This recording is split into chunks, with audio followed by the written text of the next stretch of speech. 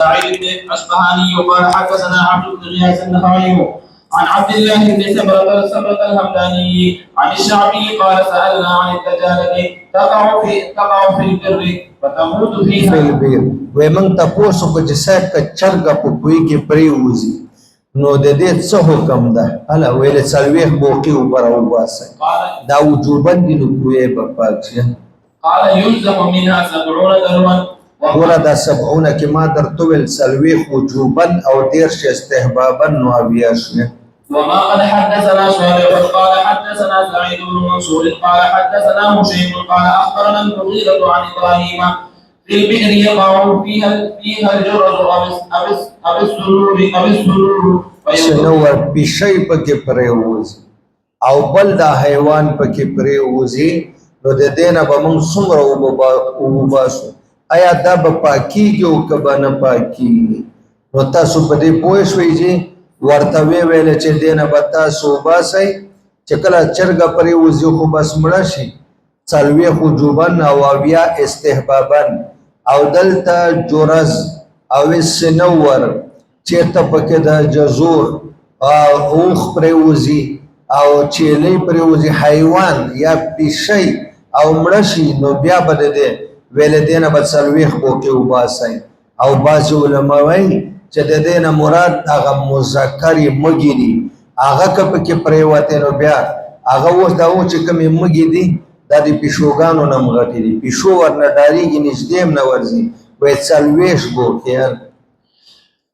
وما قد حدثنا محمد بن خزيمة قال حدثنا الحجاج قال حدثنا أبو عوانة عن المغيرة عن إبراهيم في بلد وقعت في بئر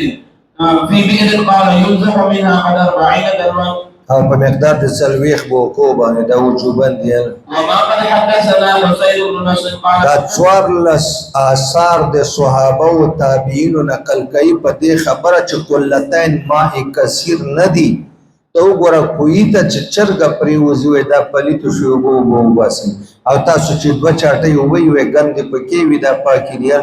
قال حدثنا الفريابي قال حدثنا سفيان عن المعيرة عن إبراهيم في البئر تقع فيها الفارة قال ينزح منها الضياع او یو څو بوکې اوبه دې ته نه وویستلی شي. وما قد حدثنا ابن خزيمة قال حدثنا حجاج قال حدثنا حماد بن سلمة عن حماد بن أبي سليمان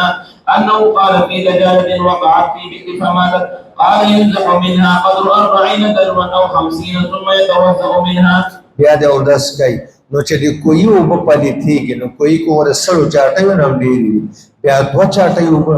کوی کې د سلو مټونو نه ډېرې دي بیا دوه مټه اوبه اله. فهذا من روينا عنه من اصحاب رسول الله. فهذا دا مخکې چې تاسو دا څوارلس آثار د صحابه او تابعینو امام طحاوي و ایمان نقل کړ د صحابه او د تابعینو نه دینه پته ولګي قد جعلوا مياه الآبار النجسه دې ګرځولې د کویانو اوبه پلیتې چې دا اوبه پلیتېږي ينزه منها او دینه براوستلی کېږي 40 بوکې 50 بوکې او د هغې نه پس به بیا په دې باندې اودسونه ولم یراعو او دغه صحابه او تابعینو د دې خبرې لحاظ نه ده کړی کثرتها و قلتها ډېروالي او لږوالي ته نه دي کتلي چې دا ډېرې دي او که دا لږې دي وراعو دوامها و رکودها بلکې صحابه او تابعینو اهتمام کړی ده لحاظ کړی ده د جاري اوبو د ولاړو اوبو جاری ته کتلی دي که جریان کسبی ده او که جریان څه ده دا فیتک طبعی ده نو دې ته کتلی ورکودها او ځای په ځای ولاړوالي ته کتلی دي نور قلت و کثرت لحاظ نه کړی. وفرقوا بینها و بین ما یجری مما سواها او تفریق کړی ده د کویانو دی اوبو او د نورو هغه اوبو چې د کویانو نه ما سوا دي او هغه روانې دي نو دی ویلي چې هغه سره د نجاست چې اوبه روانې اودس او کوی کې بیا دومره ده چې اول به دا نجاست راوباسي نجس اوبه به راوباسي بیا به اودس کوي. فإلى هذه الآثار مع ما تقدمها من روينا عن رسول الله صلى الله عليه وسلم ذهب أصحابنا في النجاسات التي تقع في الآبار ولم يجز لهم أن يخالفوها لأنه لم يروا عن أحد خلافها او د صحابه او تابعین چې کوم اثار نقل کړي دي د دې نه چا خلاف هم نه کړی چې اره د دې نه د بل څه مرادي کثرت قلت لحاظ په یو کې هم نشته بلکې د جریان او د عدم جریان لحاظ کړی. فإن قال قائل فأنتم قد جعلتم ماء البئر نجسا بوقوع النجاسة فيها فكان ينبغي أن ګوره دا شوافی من باندې سوال کوي موږ ته وی ښه وی تاسو وی چې چرګ او مګ او منګک او پیشو څه پریوځي اوبه نجس دي او دا اوبه باید نو پکار دا ده چې په لوښي کې سپی خوله ووایي پیشه خوله ووایي بل شی نجاست نو هغه لوښی وینځلی کېږي نو پکار دا ده چې دا کوهي ته کوم نجاست پرېوتی ده خټې هم راوباسي اوبه هم راوباسي د کوهي دیوالونه مو وینځي ایله به دا پاکېږي ځکه د کوهي دیوالو دا اوبه څکلي جذب کړي دي نو پکار خو دا ده د یو قیاس تقاضا دا ده چې څومره ګندونه پکې وي لکه د سیند او سمندر او د نهر غوندې په حکم د مای جاری کړي پکار ده چې دا پلیتې نشي او داسې پې کېږي او غسل او د دویم قیاس تقاضا دا ده چې مړه کله کوی کې ګن پرېوته بس خوله یې بنده کړه مکمل یې بند کړه ډکې کړه دې نه اوبه مه استعمالوه ځکه چې دا چرګ او پیشو خو به راوباسې منګک او سپی ولیدلی راوباسې خو دا کمې اوبه چې نجسې دي دا خټو سره او دیوالو جذب کړي دي هغې سره به څه کوي وینځلې کېدی نشي پکار ده چې دا دې بند شي نو چې هر کله د قیاسیانو منځ کې تعارض راشي نو ته به اقوالو د صحابهو ته ځې فتح القدیر والا وایي مسائل الآبار مبنیة علی الاثار د کویانو مسئلې دا په آثار مرویو باندې بنا دي د صحابه او تابعینو نه په قیاس یو قیاس وایي که منونه ګند پکې وي سره د ګند اوبه پاکې دي دا په حکم د سیند او د نهر کې دي دویم قیاس وایي که چرګ هم پرېوته ټول کوی پلی د بند دی که دی نه نور اوبه که دا وباسې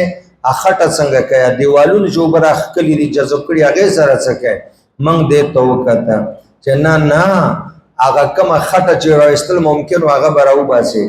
د دې هغه چې دي دا دیوالونه وینځل ممکنه نه دي او که تاسو وایئ چې موږ قیاس کوو په پیالۍ او په کاسه او په دیګچو په بالټي باندې نو د دې وینځل خو ممکنه ده دا ووهه شوړه پکې بس الټی که اوبه ترې نه تویې که که دیګ وي که ډرم وي او که بالټی وي او چاټۍ یار صحیح لیکن کوی چې وینځي اوبه به یې لاندې رواني کوی خو الټه کېږي نه نو تاسو د کوی قیاس په کاسه او په بالټي باندې څنګه کوئ دې کې موږ ته نبي پاک نه دا نه دي نقل نه د خلفاو نه د صحابهو نه د ائمه مجتهدینو نه چې تاسو کوی ګنده شي نو د هغې دیوالونه ووینځئ د هغې ټوله خټه راوباسئ هغه نور جوور کوي نه پلیتې اوبه راوباسئ چې کومه خټه ممکنه وه هغه راوباسئ د دیوالونو وینځل دا هم نشته د کویانو بندول دا هم نشته سره د ګندونو د اوبو استعمال دا هم نشته نجاست او نجس اوبه به وباسې دیوالونو وینځلو نه بغیر چې په دې کې کم نوي اوبه راوختلې د دې استعمال جایز ده فكان ينبغي ألا تطهر تلك البئر أبدا لأن حيطانها قد ځکه دیوالونو قد تشربت ذلك الماء النجس راخکلی دي سکلی دي جذب کړي دي د پلیتې اوبه واستکن فیها او دا نجس اوبه په دیوالو کې پاتې شوي دي فكان ينبغي أن تضم في پکار دا ده چې د کوهي سر او خوله بنده کړی شي مکمل او دا اوبه بیا استعمال نشي لم تر العادات جرت على هذا قد فعل موږ نه دي کتلي په تاریخ کې چې د علما او صحابه او تابعینو عادتونه په دې جاری وي چې هغه ویلي چې دا کوهي نور بند کړي عبد الله ابن زبیر نه تاسو ته پته ده چې په محضر د صحابه کې فیصله وکړه چې هغه حبشي په زمزم چینه کې ولیدلی او مړ شوی وایي اوبه راوباسئ باقي پاکې دي هغه خو نه دي ویلي چې دا سر یې بند کوي او هیڅ چا هم دا نه دي ویلي ولا انکره من بعدهم عبد الله ابن زبیر نه پس چې څومره تابعین راغلي دي هغې هم د عبد الله ابن زبیر فتوا باندې رد نه ده کړی ولا أحد منهم ضمها او نه څوک چا لیدلي دي چې کویانې بند کړي وقد امر رسول الله صلى الله عليه وسلم بالإناء الذي قد نجس من رجوع الكلب فيه ان يغسل ولم يأمر ګوره رسول الله مبارک وایي چې یو لوښی نجس شي سپی پیشو پکې خوله ووهي البته ویلي دي 3 وارې 2 وارې ووینځئ لیکن یې ماتېدو حکم یې نه ده کړی چې دا پلیټ مات کړي دا کاسه ماته کړي دا بالټۍ مات کړي ځکه دا نجس شوی د وینځلو حکم یې کړی ده بأن يكسر وقد شرب من الماء النجس حالانکه هغه لوښي کې هم دا نجس اوبه دننه شوي وكما لم يؤمر بكسر ذلك الإناء وكذلك لکه لا څنګه چې د لوښي د ماتېدو حکم نه ده کړی د کوهي د بندېدو حکم هم نه ده کړی. فإن قال قائل فإن قد رأينا الإناء يغسل فلم لك. معترض بیا د شوافیو نه ده، وایي موږ وینو چې دا لوښي وینځلی کېږي، اوبه ترې نه لرې کېږي، پکار دا ده چې کویان دې مو وینځلی شي که نه. فلما لا کانت البیر کذا، ولې داسې نه کېږي چې کویان نجس شي او هغه ووینځلی شي؟ قیل له جواب دا ده ان البیر لا یستطاع غسلها، د کوهي وینځل ممکنه نه ده ځکه چې وینځي اوبه به یې لاندې بیختن. وقد ثبت طهارتها فيها لما، او د کوهي طهارت حاصل شوی ده. او ګوره لا یستطاع لأن ما یغسل به، ځکه کوم اوبو باندې چې د کوهي دیوالونه وینځي یرجع فی، هغه بیرته لاندې کوهي کې ننوځي.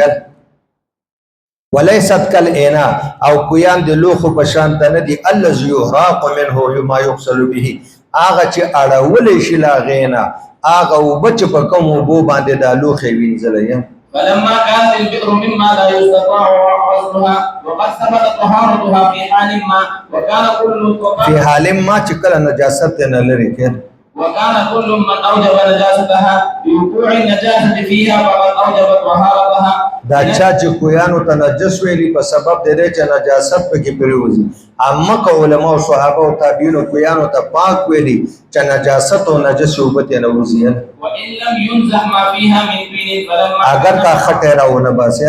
بقاء طينها فيها لا يوجب نجاسه، چې دا خټه پکې پاتې شي دې سره اوبه نجسي کېږي نه. نجاسه ما يطرأ فيها من الماء، حکم یې نوې اوبه چې پکې راخوت کېږي. وان كان يجري على ذلك الطين اگر کاغه نوې اوبه روانېږي ګرځي په دې خټه باندې، كان اذا ما بين حيطانها احرص. نو دیوالونه د کوی ډېر لایق ده الله ينجس چې هغه پلید نشي. ولو كان ذلك مأخوذا من طريق النظر لما او کوم په دې باب کې عمل وکړو په قیاس جلی باندې اله لما طهرت، دا بنه پاکه ده حتی تغسل تر سوچ وینځل شو نو دیوالونه. ولی یو عقل وای چې دیوالونه قیاس جلی وای، کوم عمل په قیاس جلی کو، قیاس جلی خو وای چې تراغ نه پاکیږي چې دیوالي ونه وینځل ويخرج طينها ويحرق چې خټه یو باسو مزید نورم جوړ کړ. فلما اجمعوا ان نزح طينها وحفرها هر کله چې د امت جمعه په دې علماء راغلي چې خټه وېستل او حفرها او کنده کول دی کوئی واجب نه دی، کان غسل حیطانها احرا، نو وینځل د دیوالونو ډیر لایق او مناسب ده الله یکون واجبا چې دا واجب نشي. وهذا كله قول ابي حنیفه و ابي يوسف و محمد. ور شاته خپل مذهب ذکر یا الله امت خیر مریضانو ته شفا.